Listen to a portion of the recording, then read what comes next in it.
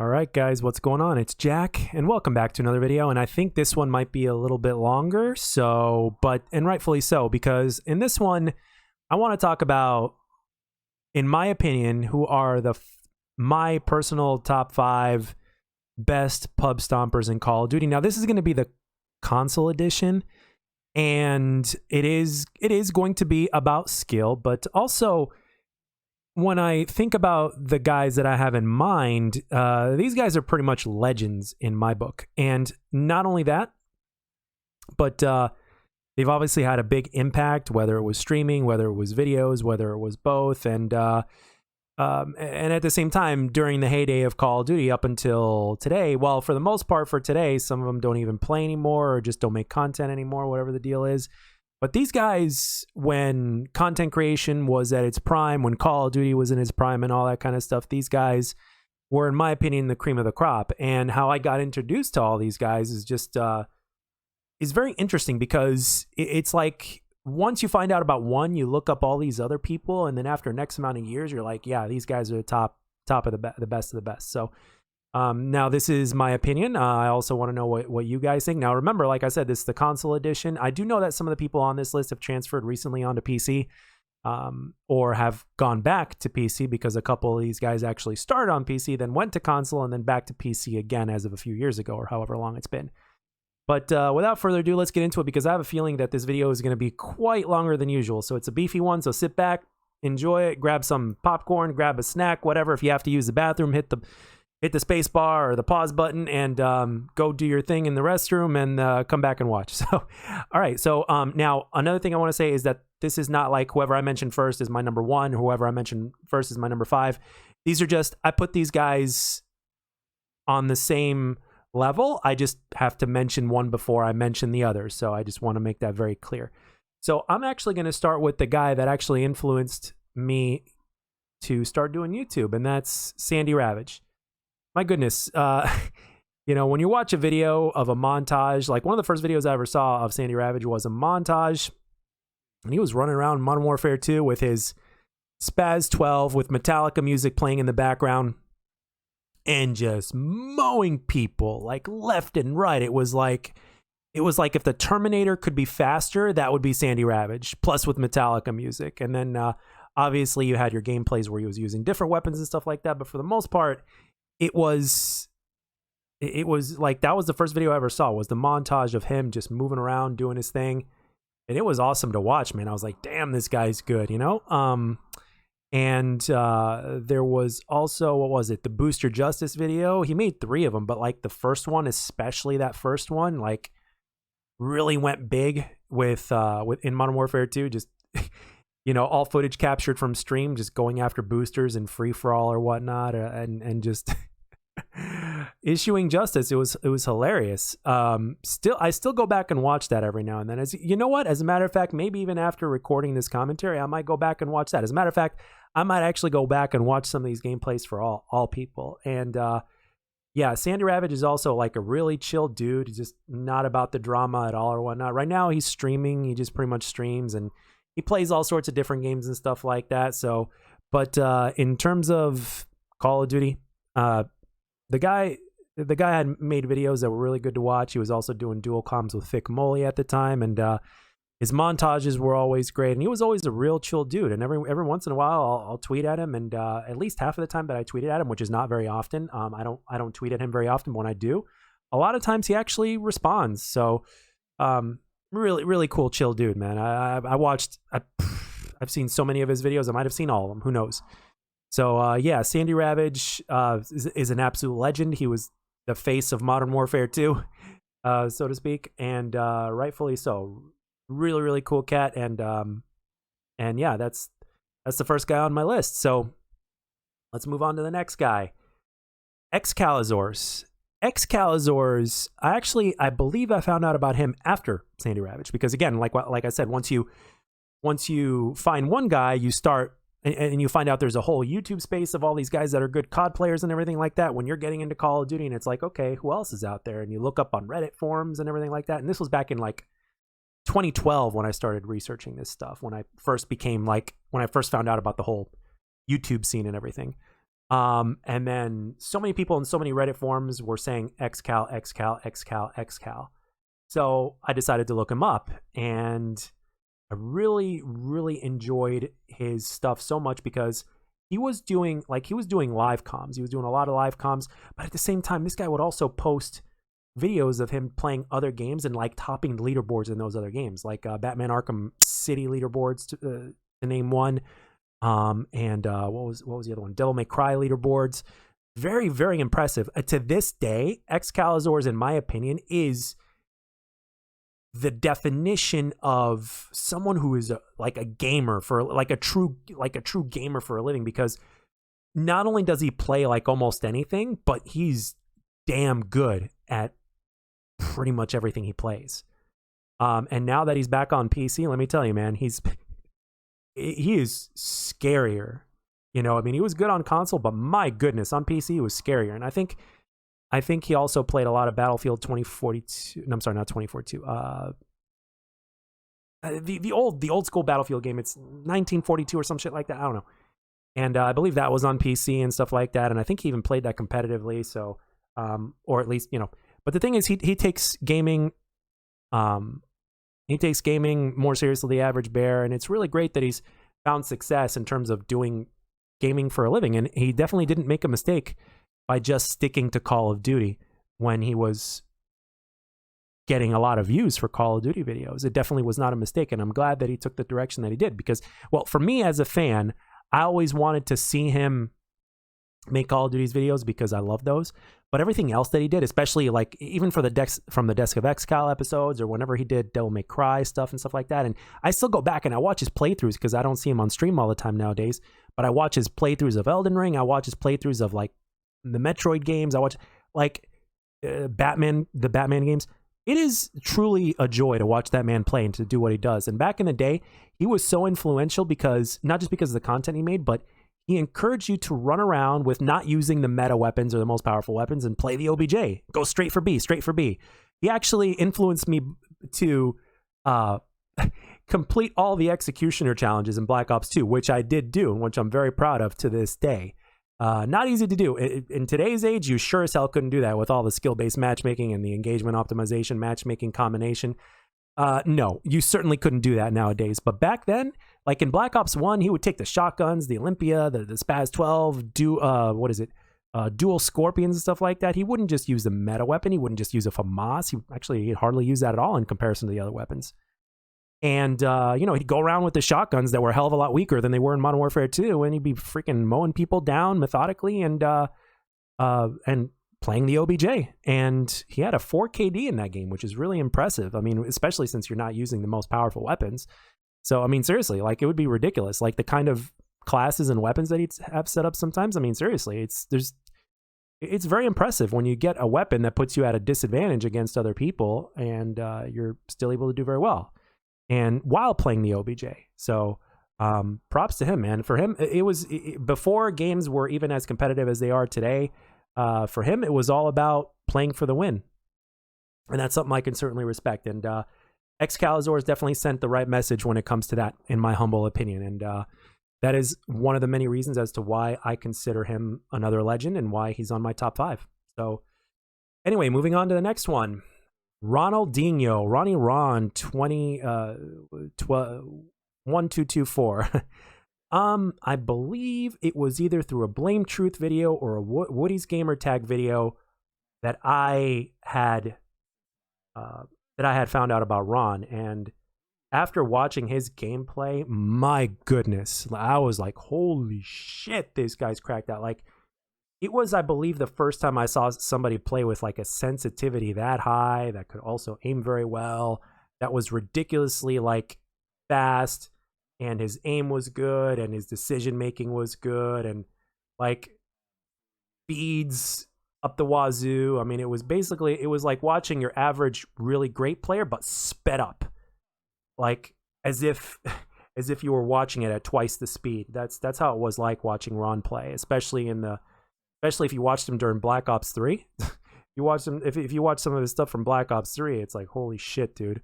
But yeah, man, Ronnie Ron, he hasn't made anything in a while. I know he was focusing on school. I know he was focusing on health as well, because he did end up getting diagnosed with type 1 diabetes. So, and the thing is, the man is in great shape too. He's ripped. So it's like he's just, it's just one of those things, man. I have no idea what he's doing now. I think right now he's just playing a lot more different games, just, really good games. I think the last time I saw one of his tweets that he was playing like some sort of Nintendo game, and good for him. Nintendo still makes great exclusives still to this day. And just having a whole lot of fun. And as far as Call of Duty goes, I mean, I'm sure he's not playing it that much, if not at all. And if that is the case, all I can say is good for him. But I think also after Black Ops 2, he wanted to go and play competitive, and he did play some competitive games. But then once Ghost took the approach that they did with their competitive compared to the gem that was Black Ops 2 when it came to competitive, I guess he just decided against it. But for the most part, Ronnie Ron, like if you look at his stuff, like you go watch a Blame Truth video, just type in the search engine Blame Truth, Ronnie Ron or Ronaldinho or whatnot, or Blame Truth, best COD player or something like that. He's done a couple of commentaries on that, and he shows the gameplay, and it's definitely a good sight to behold, man. It's really a good sight to behold. So, and again, another reason why Ronnie Ron is on this list. It's and sometimes all you have to do is just see it, and you're like, wow, that's impressive. So, but yeah. So let's go on to my fourth guy on this list, the Marka J. Marka J, man. You know what? You really are a legend when people are taking the old clips that you had from your YouTube channel and re-uploading them, since now you're gone and deleted all your stuff and gave your channel to somebody else. You know you're a legend when people out there that miss watching you or are fans of you or that appreciate what you do re-upload your stuff to YouTube. That right there makes you a legend in and of itself. And another cool thing about Marka J is the fact that he just never, he just got on and played Call of Duty, and he kept the drama extremely, like there was no drama whatsoever or whatnot. Seemed like a very, very logical person in terms of his approach to making content and stuff like that. And for the most part, he just, and he uploaded, like in terms of a gameplay channel, some of the best quality videos you'll ever see from both of the, from an editing perspective and everything. Like some of the best quality videos that you'll see. Well, for those of you guys that have seen it, and I'm pretty sure you guys have, you guys are familiar with these guys. And obviously I don't know if he still streams on Facebook or whatnot every now and then, but it's like, what is there to stream other than Black Ops 4 and everything before, really? So even after a while, you play a certain Call of Duty game after a while, it becomes boring and repetitive. It's like, I've been there, done that. So it's like, I don't know. But it sucks that we don't have him anymore. But at the same time, the guy, like in terms of not playing Call of Duty, the guy made a wise decision, because it's certainly not taking the best direction. And quite frankly, it was like in terms of what his thoughts are on Call of Duty, it's like he spoke louder than everybody else by not speaking. And I really have enjoyed his gameplays over the years, and it was always a joy to watch him play. He would always do crazy gameplays. Every once in a while, whenever you tweet at him, I tweet at him like once or twice. Cool cat. Just a really chill dude that just got on here and played Call of Duty. And it was really good to see somebody of that caliber to make it to over 1 million subscribers. And it sucked that it stopped, but the decision in terms of where to take Call of Duty went in a certain direction. He wasn't all about it, and I can certainly respect that, because I know all of us would pretty much side with him in terms of opinion, in terms of where Call of Duty has gone and where it might be going. I mean, right now it's kind of a question mark, especially after Microsoft takes over. But yeah, just like most of you guys, I miss watching his stuff, and thank you to everybody else who has actually re-uploaded some of his stuff, because every once in a while, man, it's like you got to watch that Marka J video, man. So yeah, Marka J, if you happen to be watching this, man, we miss you, but I think I speak for everybody when I say we totally understand why you did what you did. So anyway, and on to my number 5, and that is PwnStars.com. Now, how I became familiar with PwnStars.com was through a Woody's Gamertag video about him, that he actually had him in the video. They were supposed to make a part 2. It was like an interview, but they were supposed to make a part 2, but that never came to fruition. And especially back in the day, man, what I wouldn't give to have at least the commentary from part 2 of that, because I would have enjoyed listening to that. But yeah, once I saw that, like, he was basically the guy. Him and Trademark basically teamed up to win the Prestige Master Race in Call of Duty Ghosts. And when I saw that gameplay in the background of Woody's gamertag, I was like, I had never seen gameplay that consistent before. And the aim was spectacular, the speed was good, the decision making was on point. It was like, the guy was the whole package, man.